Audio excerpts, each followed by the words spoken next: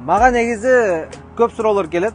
Кытайдан мындай аппарат алып келип бизнес баштасам кандай болот, мындай станок менен баштасам кандай болот депчи. Акыркы убакта мындай бир СМС келди.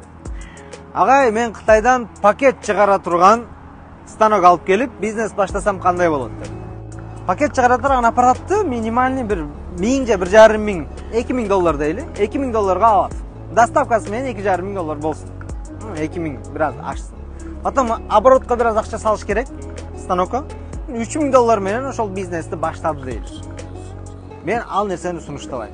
3000 доллар кетирип ал бизнес окшойбу, окшобой калабы, ал пакеттин өтөй калабы деген бир коркунуч бар.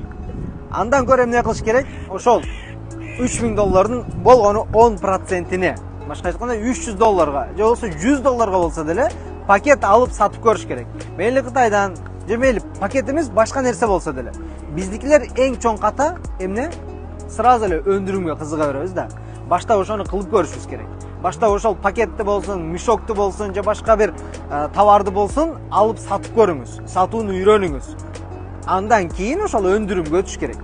Анткени азыркы учурда бизнестин 80% бул сатуудан турат, достор. А 20% өндүрүмдөн турат. Эгер биз сатууну эле жакшы үйрөнүп отурган болсок, клиентский базабыз чогулуп бир өзүбүздүн артыбызда ишене турган бир клиентский база боло турган болсо, анда өндүрүмдү смело баштай берсек болот. Неге? Анткени уже сизде клиентский база бар. Любой товарды алып чыгып туруп эле сата турган болсоңуз, сатып кете бересиз. Ага чейин сиз ошол нерсени алып сатып көрүңүз. Андан кийин өндүрүмгө өтүңүз.